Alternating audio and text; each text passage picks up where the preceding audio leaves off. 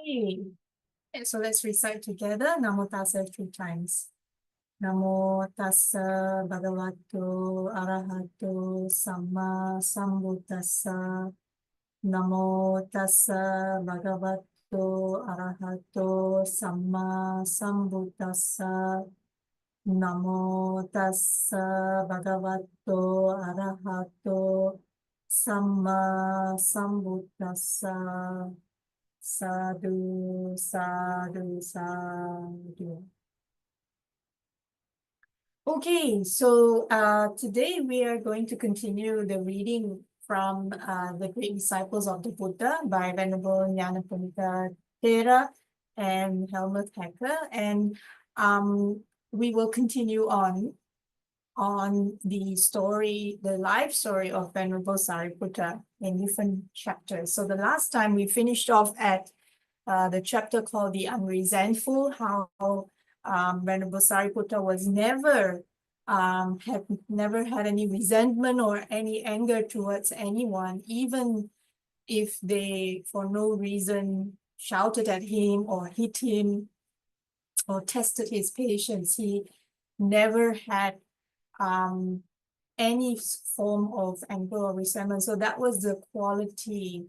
Being unresentful was the quality that he had developed amongst many other qualities. So today we're going to go through his quality, or the quality that he had on how he managed friendships and relatives. So the title of the chapter is Friendships and Relatives. So let's have a read.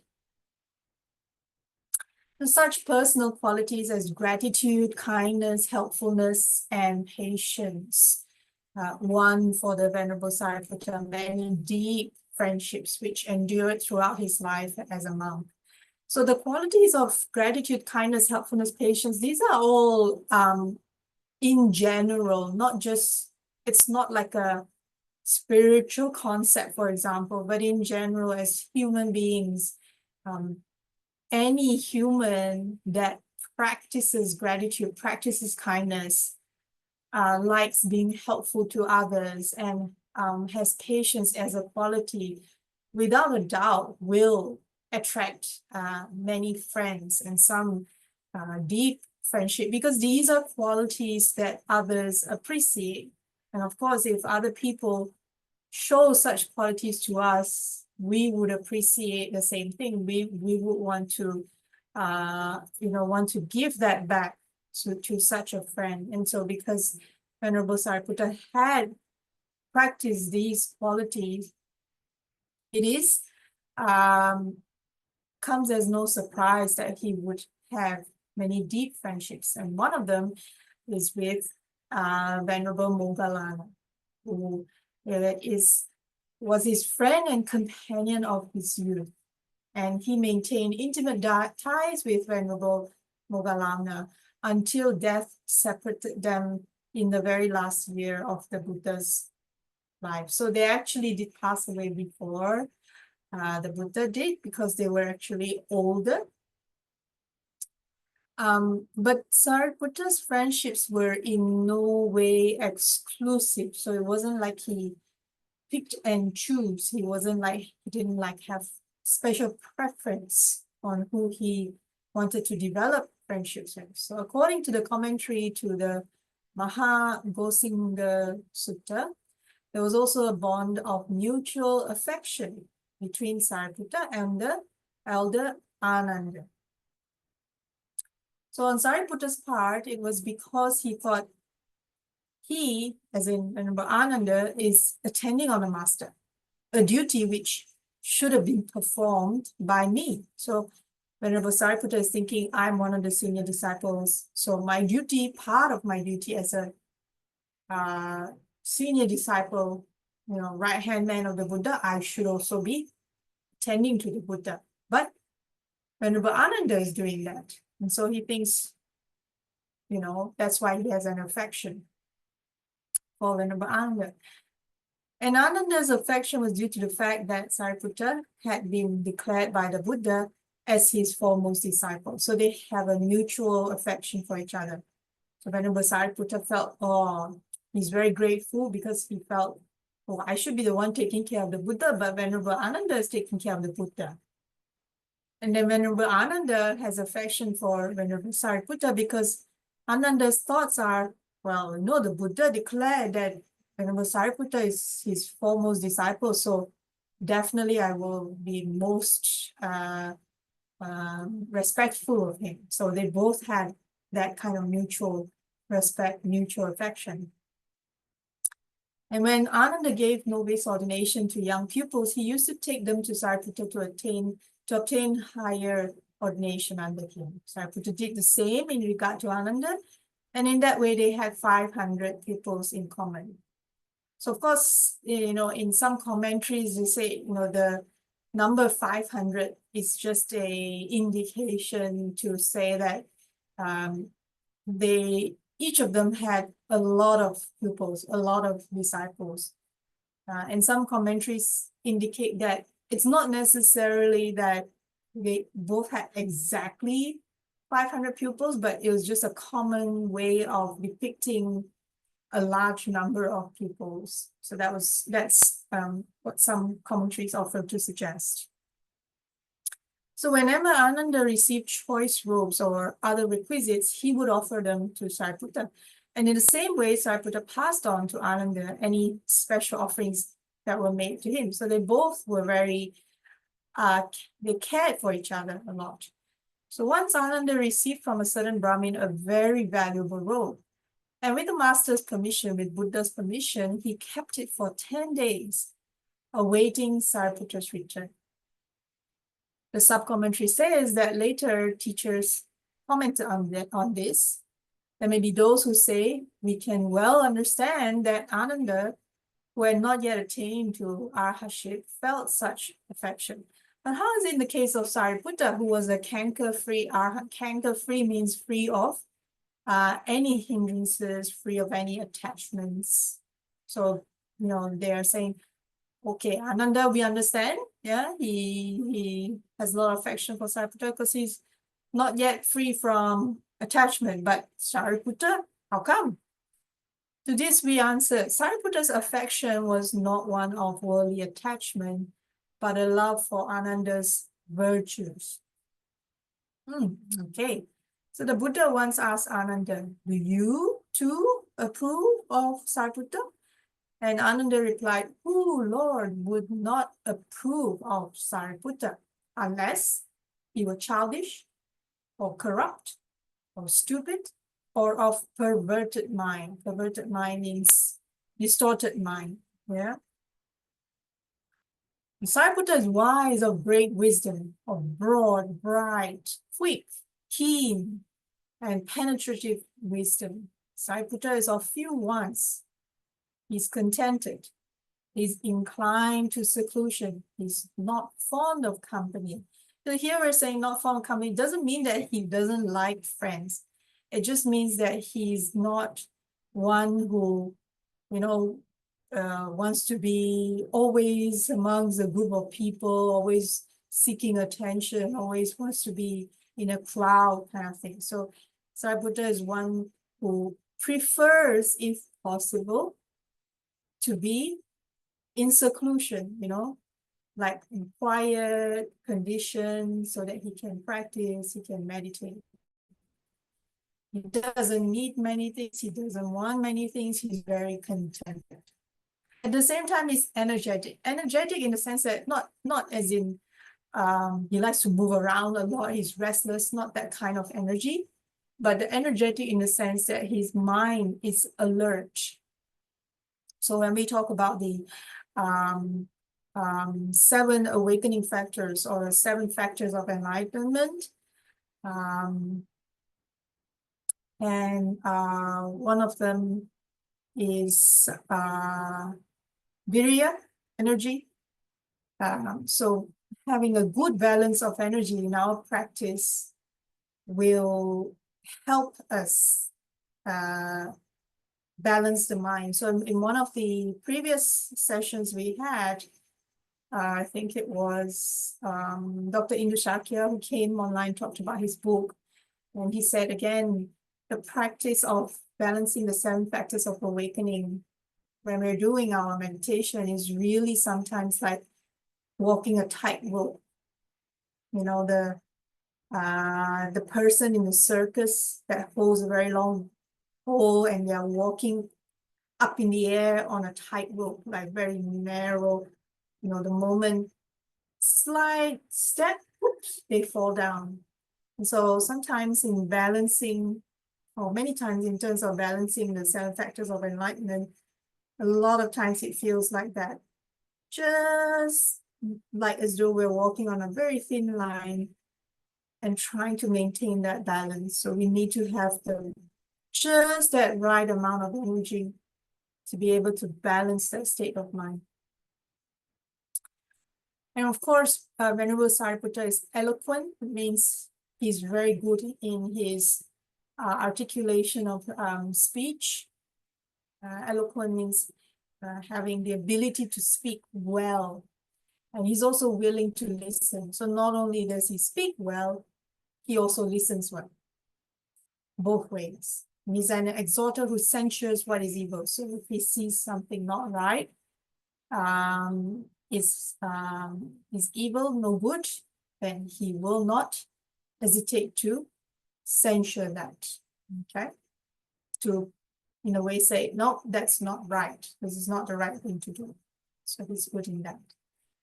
So in the Thera is the verses, some people call poems, some people call songs. So basically they are verses that Theras, or the elder monks, Thera means elders, or the senior disciples. So the Theras compose. So Gatha sometimes is translated as songs, sometimes poems, sometimes verses. So Thera in the Thera, we find Ananda describing his emotion at the time of Sariputta's death. When noble friend Sariputta had gone, he declares, the world was plunged in darkness for me. So here, obviously, Venerable Ananda had a lot of affection for Sariputta, and he's quite in such a description that means he was very descriptive about how he felt, you know, emotionally. It was like as though everything was dark for him.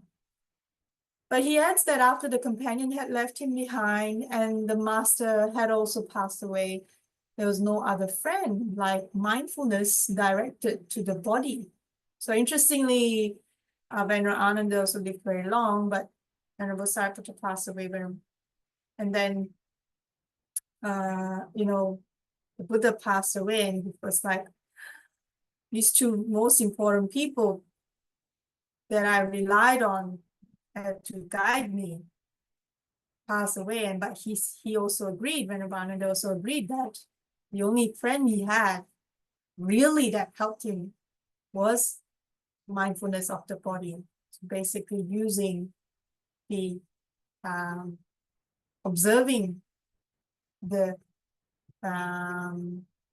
different states, how the body is going through, basically. In a sense, you know, the 4 foundations of mindfulness from the Satipatthana Sutta relates to that. So Ananda's sorrow on learning of Sariputta's death is also described very movingly in the Chunda Sutta. Sariputta was a true friend in the fullest sense of the word. He well understood how to bring out the best in others, and in doing so, did not hesitate sometimes to speak straightforwardly and critically, like the ideal friend described by the Buddha, who points out his friend's faults.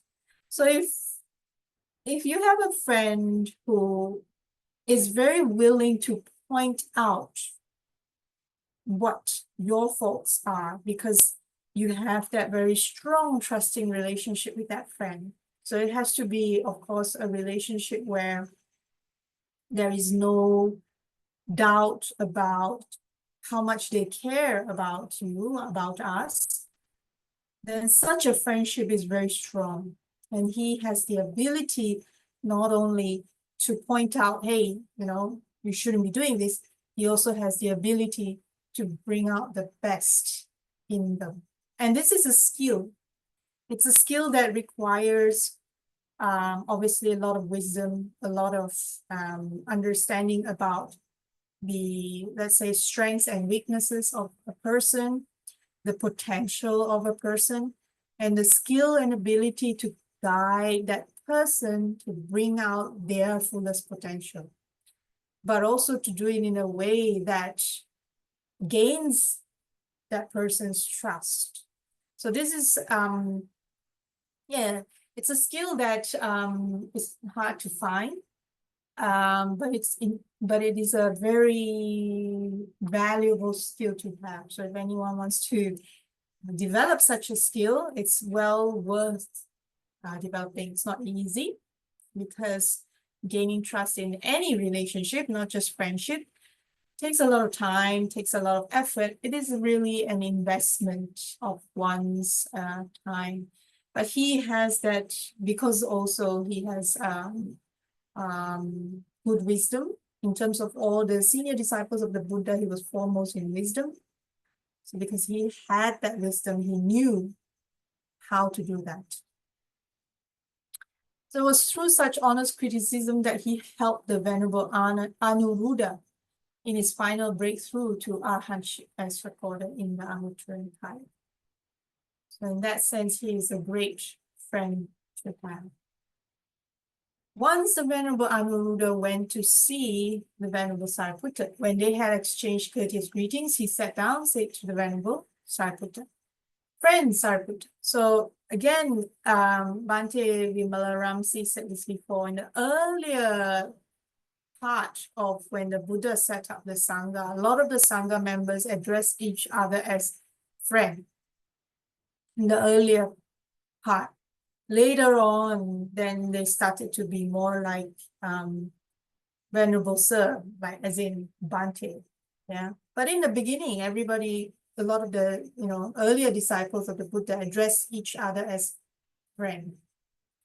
So friend Sariputta, with the divine eye that is purified, transcending human sight, I can see the thousand-fold world system. Firm is my energy, unremitting.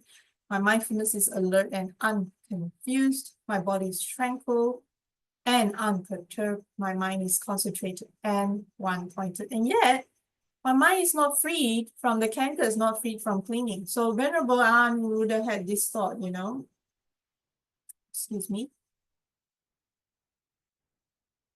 He's like, wow, I've developed, all these psychic powers. I can see very far beyond. I'm very calm. My mind is very alert. My mind is just here, perfect in, from Venerable Anuruddha's perspective.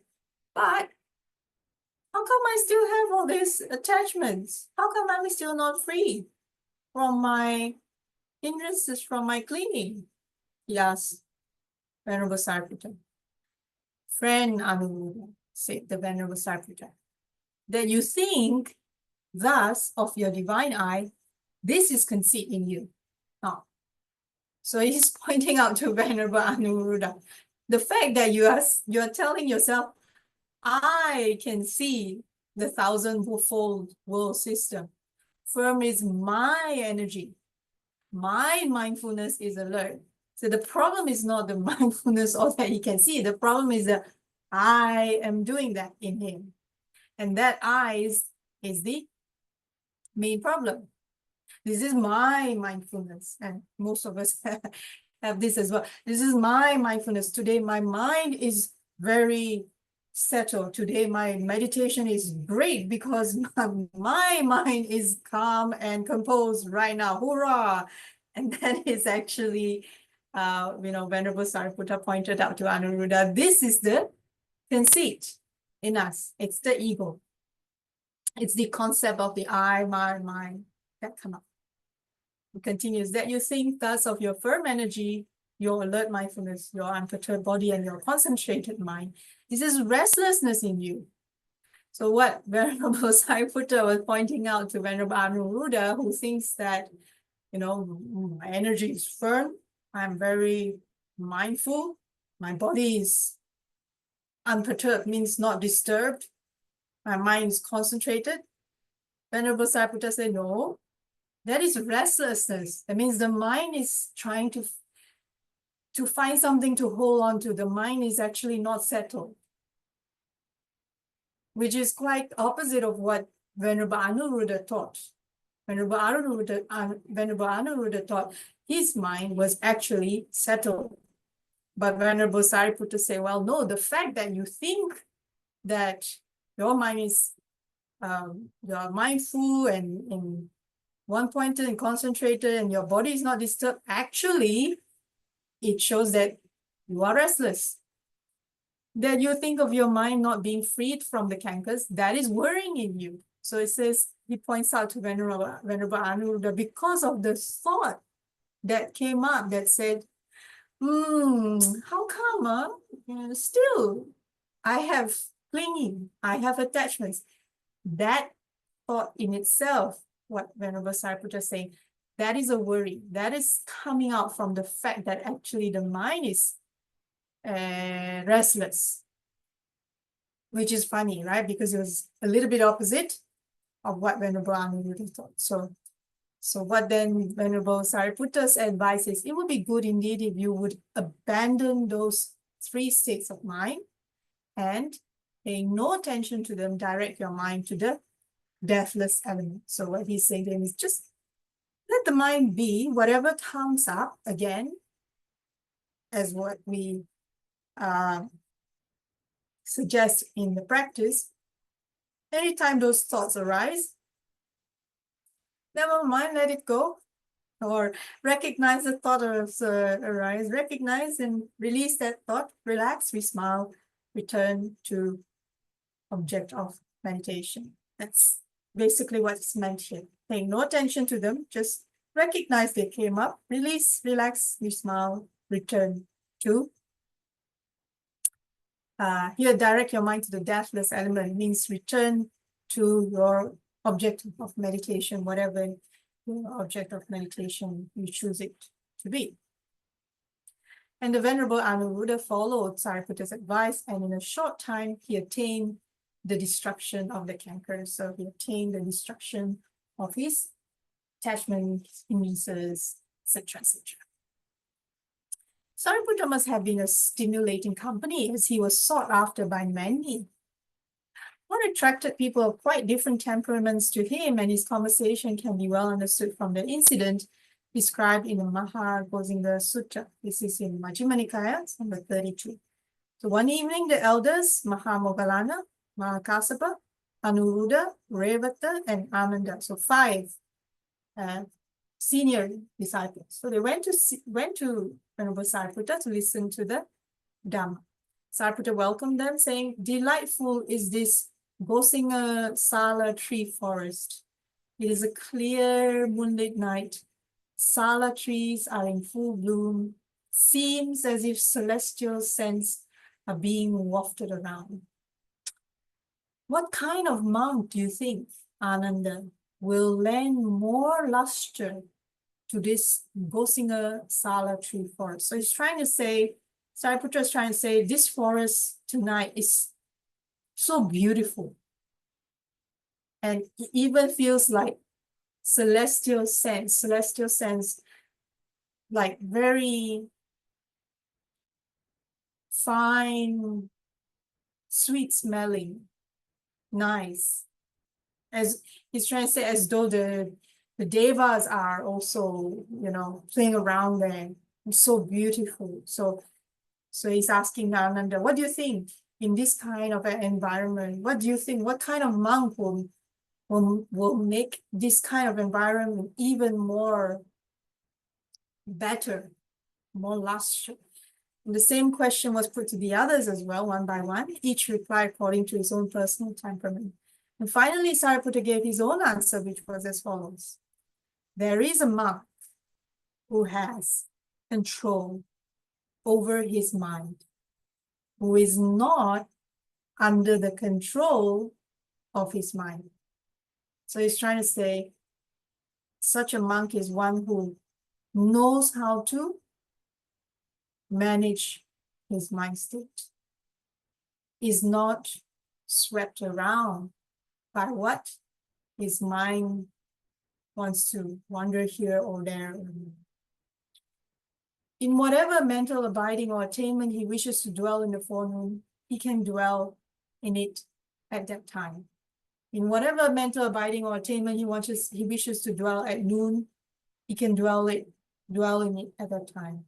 In whatever mental abiding or attainment he wishes to dwell in the evening, he can dwell in it at that time. So what he's trying to say is, such a monk is so well established in their development of the path that they can think, okay, my mind wants to be in this state. We can think of it as in terms of the mastery of the jhanas. That's also another way we can think about it. Or we can think of it as in, if such a monk just says, okay, I want my mind state to be like this at this point in time. And he uses the example of forenoon, noon, evening. Basically what he's trying to indicate is that at any time of the day, such a monk has full control over his mind state. So it has to be very good practice. It is as though a king or a royal minister's cloth chest were full of many colored garments, so that whatever pair of garments he wishes to wear in the morning, or at noon, or in the evening, he can wear it at will at those times. This was just a simile that Venerable Sariputta gave. Similarly, it is with a monk who has control over his mind, who is not under the control of his mind. In whatever mental abiding or attainment he wishes to dwell in the morning, or at noon, or in the evening, he can do so at will at those times. Such a monk, friend Moggallana, can lend lustre to this Bosnia Sala Tripod. So what he's trying to say is, even though such a night is so beautiful, it feels so, you can probably imagine such a environment. You're in a forest, very quiet, everything's very subtle. It's a full moon, so it's very bright, smells good, even feels good, everything's really calm. So you would think, what else can make it even better? And Venerable Sariputta says, well, a person whose mind, who has very good established control of his mind, that would make it even better. They then went to the Buddha and reported the course of their discussion. The master approved of all their answers and added his own. We see from this episode that despite his powerful intellect and his status in the Sangha, Sariputta was far from being a domineering type who tried to impose his views on others. He understood well how to stimulate self-expression in his companions in a natural way, conveying to them the pensive mood evoked by the enchanting scenery. His own sensitive nature responded to natural beauty and drew a similar response from his friends. So even though he was one of the chief disciples, Venerable Moggallana is the other, even though everyone knows he's foremost in wisdom, second only to the Buddha, even though he knew all that, even though he understands his responsibility, when he tried to share or guide others, he never did it from a domineering side. It was never like, the mindset, basically the mindset, the approach was never to impose, hey, you should think like, this should be the, was more like he knew, and again, this is a skill based on experience, based on wisdom, based on having enough loving kindness and compassion for the other person.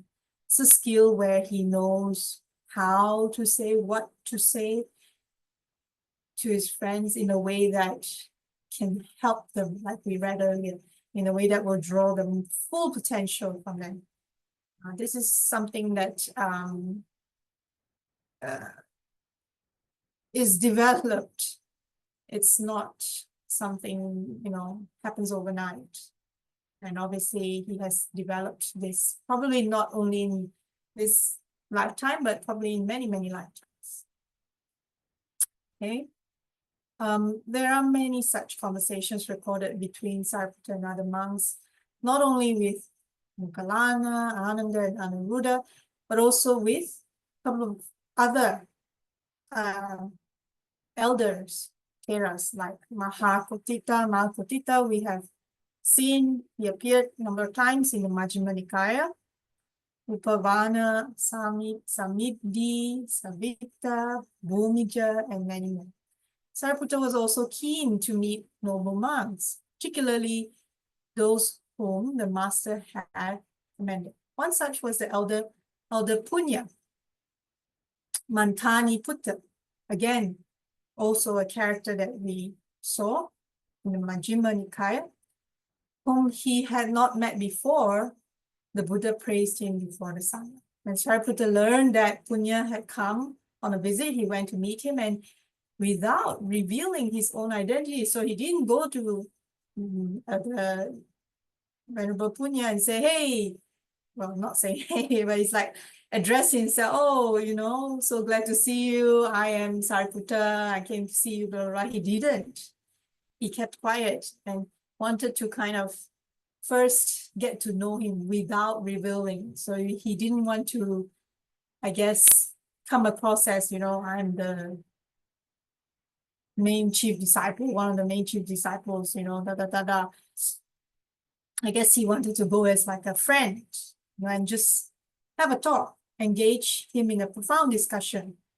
And they talked about the successive stages of purification and their relation to Nibbana. And his questions elicited from Punya a great discourse called the Rata Vinita Sutta, which is also in the Majjhima Nikaya, number 24, which delineates the stages of the Buddhist path later used by Acharya Buddhaghosa as a framework for his monumental treatise, the Visuddhimagga.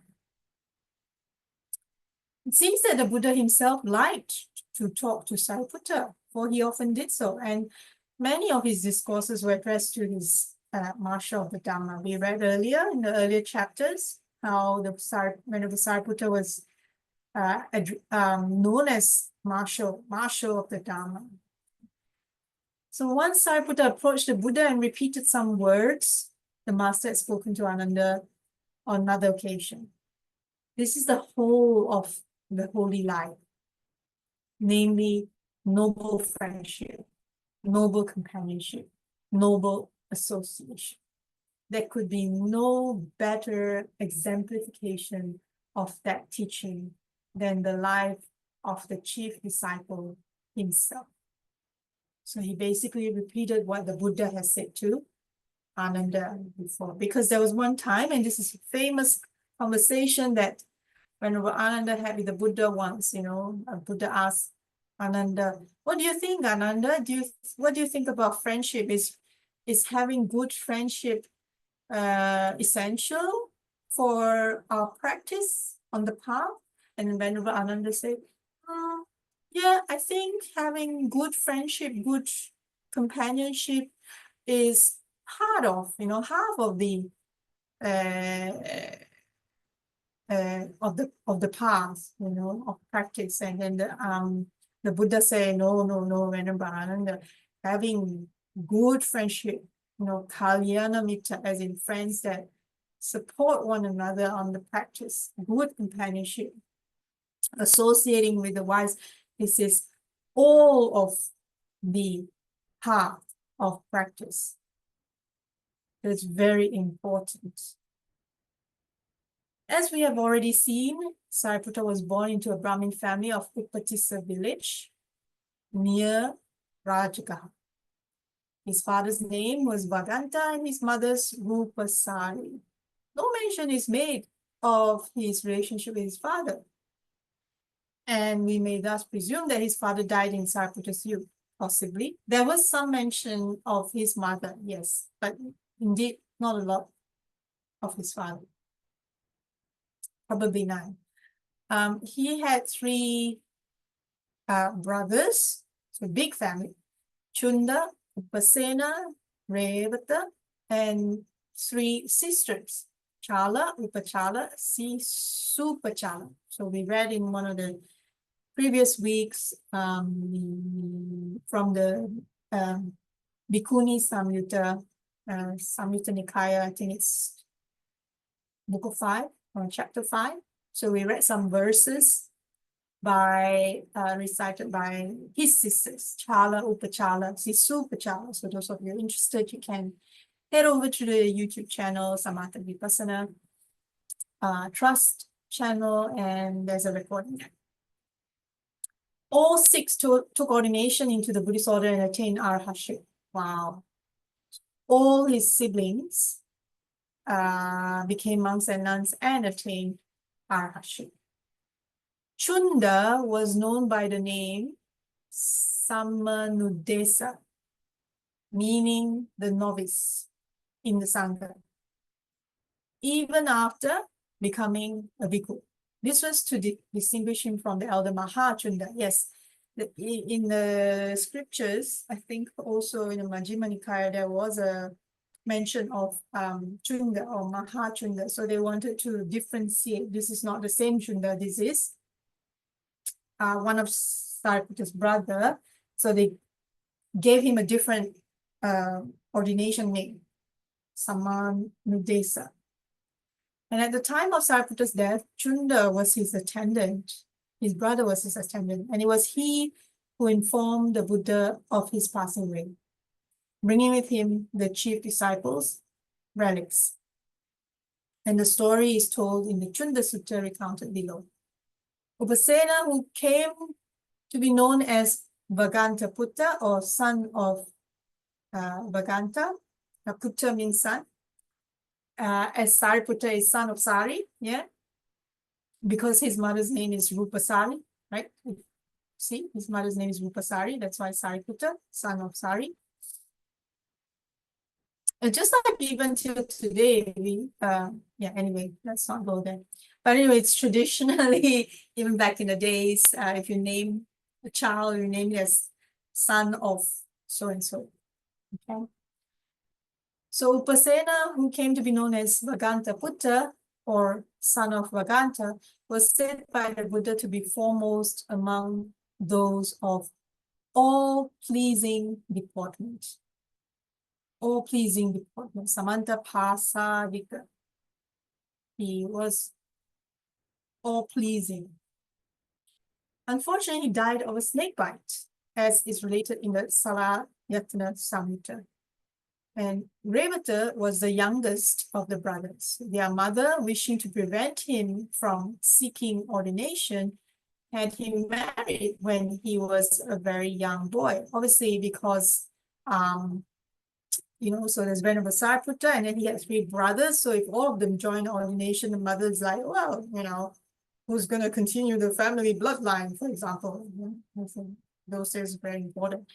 And so obviously the mother's like, no, you can't also join and become a monk. So I'm going to get you married. So arranged to have him married when he was very young. But on the wedding day, he saw the grandmother of his future wife, an old woman of 120, stricken with all the signs of decrepitude. So obviously an old woman who's 120 cannot look young and beautiful. But he saw that and he was like, at once he became disgusted with worldly life. Now, again, this would probably be because in many previous lives, he had already, Revata had already been practicing on the path. And so when he saw such a depiction, at once he realized, oh my gosh, getting old and all this, this is the worldly life, and I have to find a way out of it.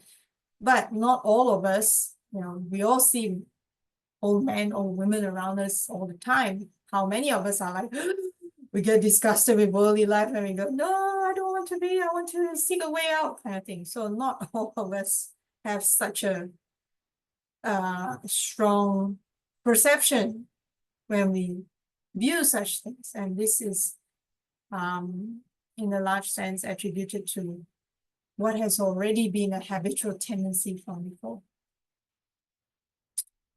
So escaping from the wedding procession by a ruse, he fled to a monastery and was ordained. So he literally escaped, is the word, you know. In later years, he was on his way to see the Buddha when he stopped at a forest of acacia trees. And while spending the rainy season there, he attained arahantship. And after that, he became known as Revata Handiravanya, so Revata of the acacia forest. Very nice, beautiful. And the Buddha distinguished him as being the foremost among forest dwellers. So he liked living in the forest. He even gained arahantship at a forest.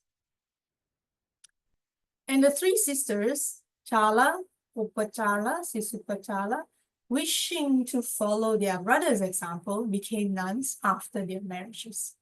In marriage, each of them had a son who was named after his mother, Chala, and so on.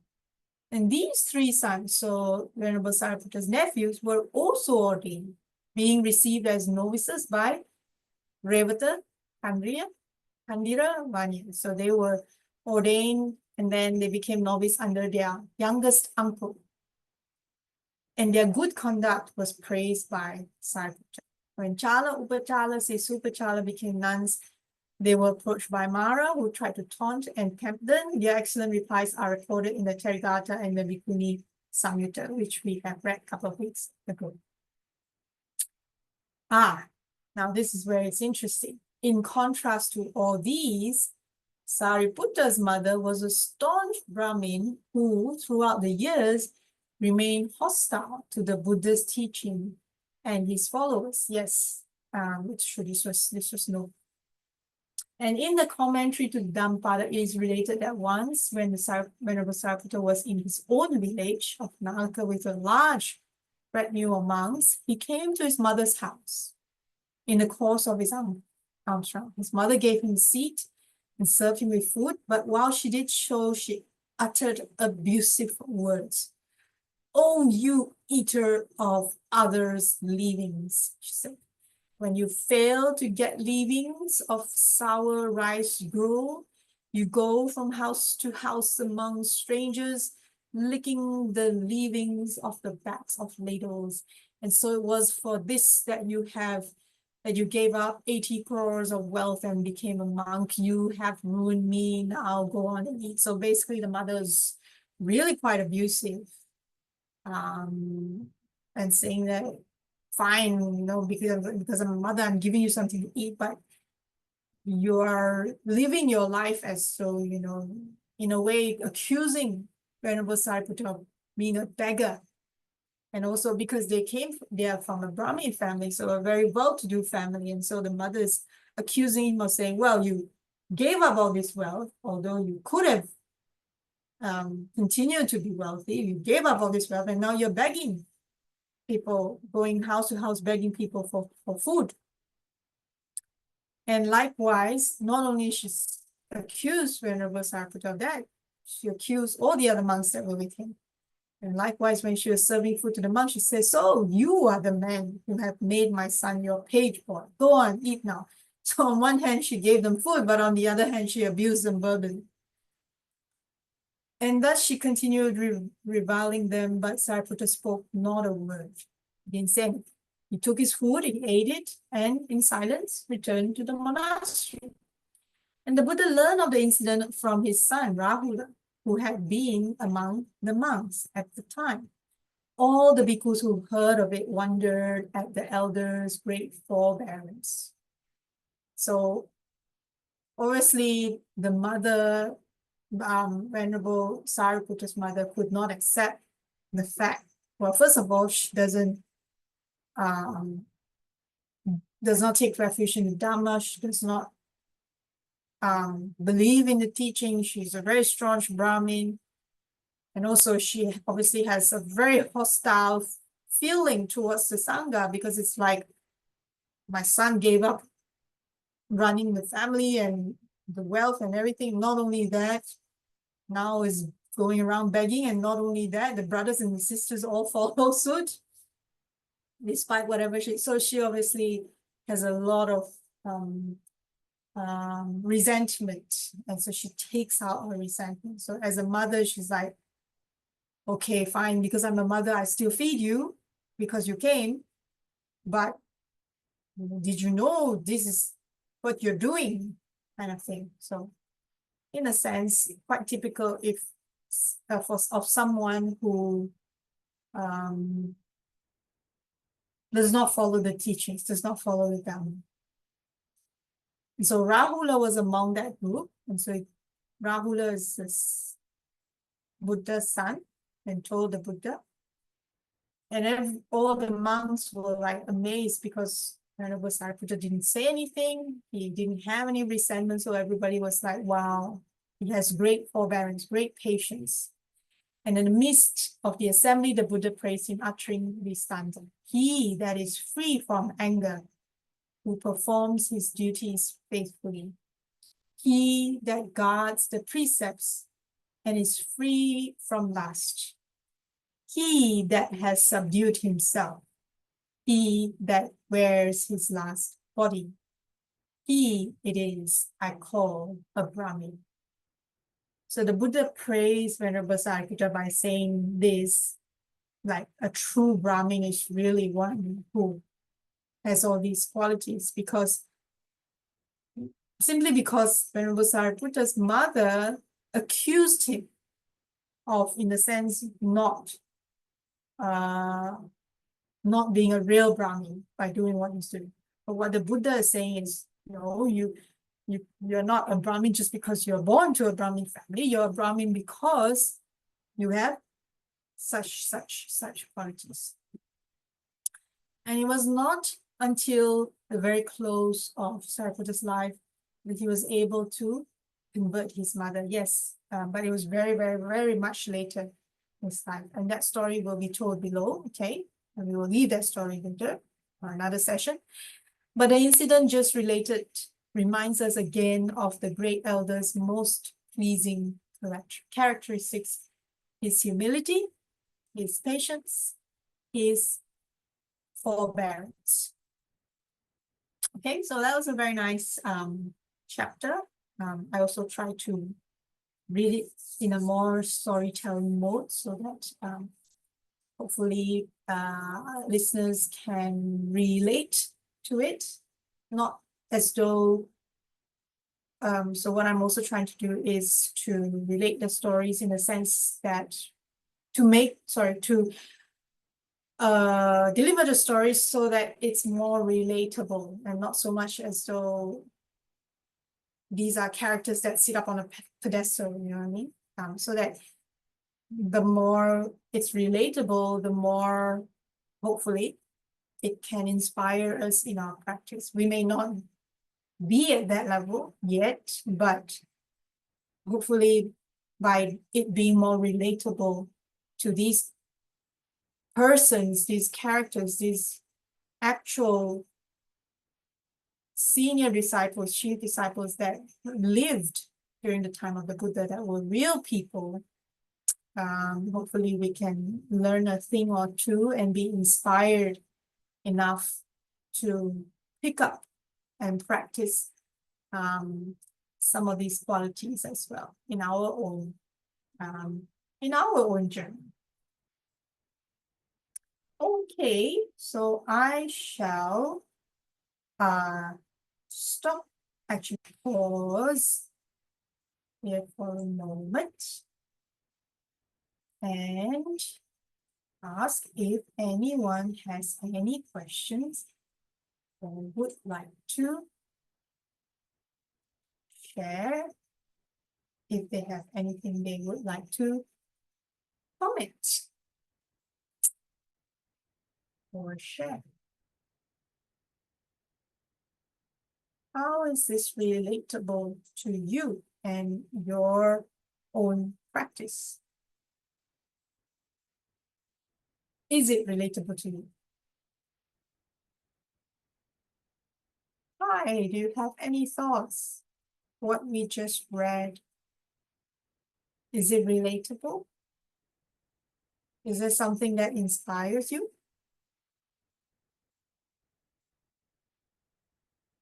No real thoughts from you, okay. That's fair.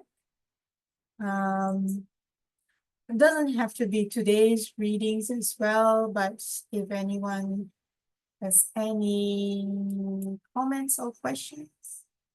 Jay, is there anything that you find relatable or useful, practical advice from what we just read for your own practice? Or any thoughts, any questions you may have?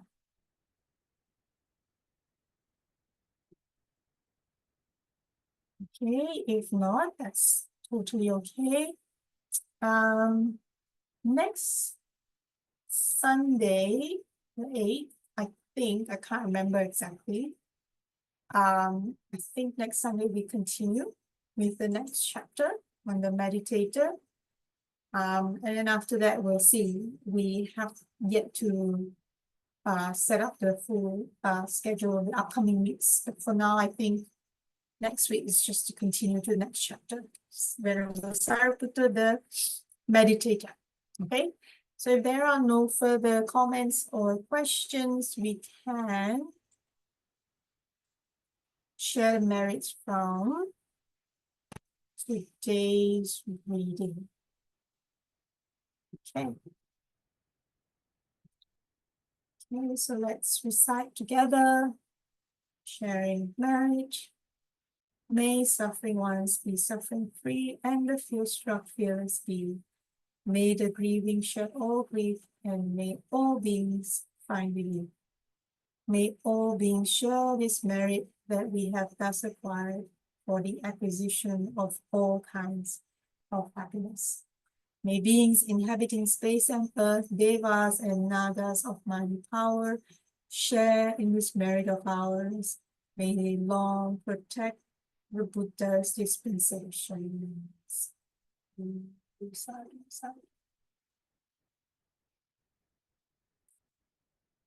Okay, that's the end of today's reading. So I wish everyone a good week ahead.